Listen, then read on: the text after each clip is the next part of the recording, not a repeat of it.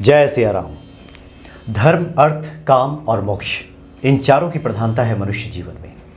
ये चारों जब परिपूर्ण होता है तभी मानव जीवन सफल माना जाता है।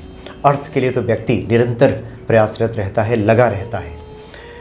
आजकल के समय में संतान को लेकर भी बहुत सारे दंपत्ति चिंतित हैं, परेशान हैं। जीवन में संतान नहीं है, वो किस प्रकार से हो, और लगातार इस तरह की जिज्ञासाएं आती भी रहती हैं। इन्हीं सब जिज्ञासाओं को लेकर आपके चिर परिचित ज्योतिषाचार्य, टैरो कार्ड के जो रीडर हैं और कैपिस्ट्रोलॉजी, और साथ ही लाल किताब की बहुत अच्छी जानकार हैं, और हनुमान जी की तो साधिका आप हैं ही। हर्लिंग कौर जी आपके सामने उपस्थित हैं। स्वागत है आपका। जय सिया राम। बहुत ही महत्वपूर्ण विषय पे आपने आज चर्चा की सोची है। बहुत सारे दंपत्ति इससे परेशान हैं इस बात को लेकर के, क्या कुछ खास बता रही हैं?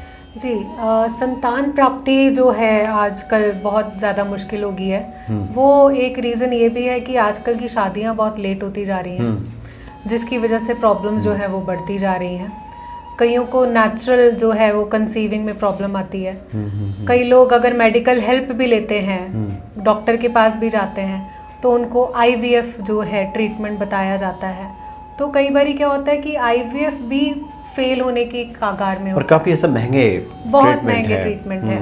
तो आज हम जो उपाय बताने वाले हैं वो चाहे नेचुरल बर्थ के लिए हो या कोई आईवीएफ के लिए जा रहा हो कि अंदर प्रॉब्लम है, डॉक्टर से सलाह कर रहा है, तो जो मेरे बताए हुए उपाय हैं, जो हनुमान जी आपको डायरेक्ट संकेत कर रहे हैं मेरे द्वारा, तो अगर आप वो कर लेंगे तो आपके जो संतान प्राप्ति की जो इच्छा है वो बहुत जल्दी ही पूरी होगी जी। तो सबसे पहले हम आते हैं कि जो दंपत्ति हैं जिनको संतान की प्राप्ति में विलंब आ रहा है या डिले आ रहा है और काफ़ी सालों से ट्राई कर रहे हैं, तो वो रामेश्वर धाम ज़रूर जाएं। दक्षिण में जो है जी जी रामेश्वरम रामेश्वरम धाम ज़रूर जाएं। वहाँ पे जाके स्नान करें, क्योंकि वहाँ पे एक बहुत बड़ा समुद्र है। हाँ, है ना। तो वहाँ पे आप जाएं, वहाँ पे स्नान करें। दर्शन करने के बाद वहाँ से लाल रंग का जो है झंडा लेके आएं।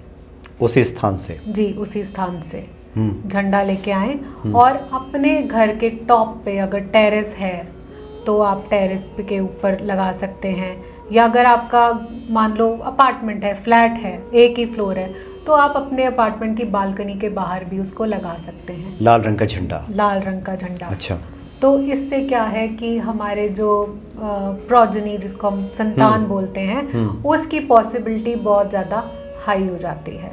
क्योंकि आपको, जैसे आपको मालूम ही होगा कि ये जो मंदिर है, इस मंदिर में राम जी ने शिव जी को स्थापित किया था। राम के ईश्वर हैं भगवान शिव, रामेश्वरम। बिल्कुल। तो वहाँ से झंडा लेके आएँ, लगाएं, तो आपको लाभ प्राप्त होगा। अच्छा, कुछ और भी वहाँ करना होगा? जैसे जो लोग जाएंगे वहाँ, वो तो भगवान राम के जो ईश्वर हैं, राम जिनका जप करते हैं वो शिव हैं, और शिव जिनका जप करते हैं वो राम हैं। राम के ईश्वर हैं भगवान शिव। लंका पे चढ़ाई करने से पहले उन्होंने वहाँ पे स्थापना की थी भगवान शिव की। जी। तो वहाँ जलाभिषेक करें, पूजन करें, और उसके बाद कोई भी लाल झंडा वहाँ से खरीद के लेते हैं? वहाँ से लेके आए। आपका मेन मोटिव है वहाँ से लाल झंडा लेके आने का, और वहाँ पे आपने अपनी प्रेयर जो है, अपनी जो मनोकामना है, वो जरूर वहाँ प्रार्थना कीजिए कि भगवान शिव आप संतति दें। बिल्कुल। तो और दूसरी चीज़ है, जब आप घर आ जाएं उसके बाद आप 11 दिन शिवलिंगी के बीज, दोनों हस्बैंड और वाइफ, दोनों दंपत्ति जो हैं, वो खाना शुरू करें। शिवलिंगी के जो बीज होते हैं वो आमतौर पे मिल जाते हैं किसी भी पुरानी आयुर्वेदिक की जो दुकान होगी वहाँ से। जो शिवलिंगी के बीज होते हैं वो बिल्कुल शिवलिंग की फॉर्म में होते हैं, उसी आकार प्रकार के होते हैं, लेकिन कई कई ना खराब भी होते हैं, तो उनको छांट लें। तो 11 शिवलिंगी के बीज हस्बैंड लेंगे और 11 शिवलिंगी के बीज जो हैं वो वाइफ लेंगी। इसको गटकना है, जैसे हम दवाई को लेते हैं। तो चबाना नहीं है? चबाना बिल्कुल भी नहीं है। और आपने इसको गाय के दूध के साथ सेवन करना है। अच्छा, लीजिए और उसको पी जाइए। बिल्कुल। कितने दिन? 11 दिन। 11 दिन। 11 बीज 11 दिन।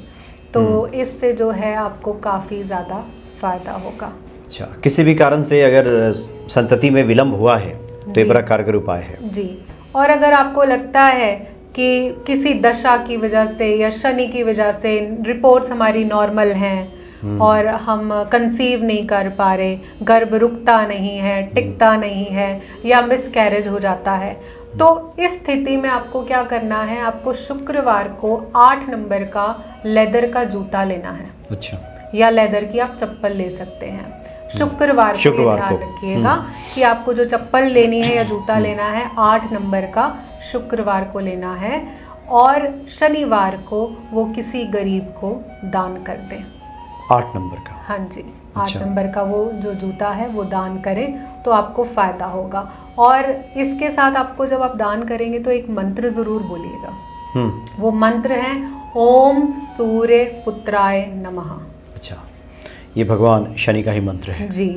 ओम सूर्य पुत्राय नमः। हमने 8 नंबर का जूता भी इसीलिए लिया, 8 नंबर जो है वो शनि का है, तो जो विलंब शनि की तरफ से आ रहा है, कईयों का शनि जो है 5वें घर में अगर होगा तो वो विलंब वैसे आएगा। यानी जिन लोगों को, एक तो आपने सर्वमान्य उपाय बताया कि वो तो रामेश्वरम में करें ही, बिल्कुल, लेकिन जिन्हें लगता है कि शनि दोष की वजह से विलंब है तो वो ये उपाय करें। जी बिल्कुल। तो वो तो पहले अपना दिखा लें, वो दिखा भी ले, और ये जर्नल रेमेडी है, ये कर सकते हैं। अच्छा, कर सकते हैं। ये कर अच्छा। सकते हैं। ये इसलिए भी कर सकते हैं क्योंकि जैसे मैंने बोला कि मिस कैरेज होगा तो कहीं ना कहीं दृष्टि, हाँ, वो शनि की वजह से ही हुआ होगा। अच्छा, बहुत सारे लोग आपसे पूछ सकते हैं कि पुराना जूता दे दें क्या, या पुराना चप्पल? 8 नहीं, नंबर का? पुराना नहीं देना, आपको नया जूता खरीदना है। इसीलिए बोला शुक्रवार को खरीदना और शनिवार को देना, क्योंकि हम सैटरडे को, शनिवार को ना तो सरसों का तेल लेते हैं, खरीदते हैं, ना नमक खरीदते हैं, ना लोहा खरीदते हैं, और ना ही लेदर खरीदते हैं। तो जो भी आप खरीदेंगे वो शुक्रवार को ही खरीदेंगे, स्पेशली जूता, और देंगे आप शनिवार को, तो इससे आपको बहुत फ़ायदा होगा। और आजकल तो नवरात्रे चल रहे हैं, तो नवरात्रों पे जो चाहते हैं कि हमें बहुत इंटेलिजेंट बच्चे की प्राप्ति हो, बहुत बुद्धिमान बच्चा हमारे घर में आए, तो आप छोटी कंजकों को जो है स्टेशनरी गिफ्ट करें। छोटी कन्याओं को? छोटी कन्याओं को, जैसे बिलो 10 इयर्स जो होती हैं, 10 साल से छोटी, जिनकी अभी साइकिल नहीं शुरू हुई है, क्योंकि आजकल ये भी बहुत चीज़ें हैं कि लड़कियां छोटी छोटियों को साइकिल जो है मेंस्ट्रुएशन साइकिल वो जल्दी शुरू हो जाता है, जिसको हम क्या बोलते हैं हिंदी में? जी हाँ, स्त्री संबंधी विषयक जो चीज़ें होती हैं। हाँ। तो जिनकी साइकिल अगर जल्दी शुरू होगी है तो उनको आप ना दीजिए। जो छोटी कन्याएं हैं उनको आप स्टेशनरी ज़रूर दीजिए, तो आपके घर में जो संतान होगी वो बहुत ही बुद्धिमान आएगी। वैसे भी 9 साल तक के लड़कियों को ही कन्या माना जाता है, उसके बाद फिर तो किशोरावस्था में प्रवेश कर जाती हैं। जी। तो 9 साल 10 साल तक की जो कन्याएं हैं उनको स्टेशनरी आप भेंट कीजिए, कुछ भी कलम कॉपी ये सब कुछ दे दीजिए। हाँ जी, तो आपको बहुत फ़ायदा होगा। अच्छा। और अगर आपको बहुत संतान ऐसी चाहिए कि जो बहुत धार्मिक हो, जो भगवान को मानने वाली हो, आदर सम्मान करने वाली हो, तो आपको खुद का जो रूटीन है हनुमान चालीसा का वो बहुत अच्छा बनाना पड़ेगा, अपनी साधना पे काम करना पड़ेगा। और दूसरी जो चीज़ है वो है कि संतान गोपाल का जो स्तोत्र है उसका भी पाठ करें। और जब आपका स्तोत्र कंप्लीट हो, और अगर आपने जैसे मान लो कि 40 दिन का सोचा कि हम 40 दिन स्तोत्र का पाठ करेंगे, तो संतान गोपाल यज्ञ उसके बाद अपने घर में ज़रूर करवाएं। तो जो संतान होगी वो धार्मिक प्रवृत्ति की होगी। धार्मिक प्रवृत्ति की होगी। अच्छा। तो जिनको संतान नहीं है वो ये उपाय करें, और अच्छे संतान के लिए भी ये ढेरों उपाय हैं, क्योंकि घर में धार्मिक वातावरण माहौल होगा तो वैसे ही यहाँ पे आत्माएं आएंगी आपके संतान के रूप में। बिल्कुल। और फिर वो धार्मिक संस्कार को लिए होंगी और सब मंगलमय होगा। बिल्कुल। तो इन उपायों को आप कीजिए। और कई बार अलग अलग कारणों से होता है तो समर्थ आचार्यों से, ज्योतिषियों से लोग परामर्श लेते हैं, उस हिसाब से फिर अपना वो करते हैं। लेकिन ये जो आपने उपाय बताई हैं सर्वमान्य उपाय हैं। 8 नंबर का जूता चप्पल, रामेश्वरम में जा कर के आप पूजा पाठ कीजिए, वहाँ से लाल झंडा लाइए और सबसे ऊंचे स्थान पे लगाइए जी, और प्रार्थना कीजिए। भगवान शिव तो वैसे भी आशुतोष है और धृदानी है, बहुत जल्दी प्रसन्न हो जाते हैं। उन्हीं का रूप हनुमान जी हैं, बिल्कुल, इसलिए हनुमान जी बहुत जल्दी प्रसन्न हो जाते हैं। तो बहुत बढ़िया ये सब उपाय है, आप कीजिए और अपने जीवन को सफल बनाइए। बहुत बहुत धन्यवाद आपका। जय सिया राम। जय सिया राम।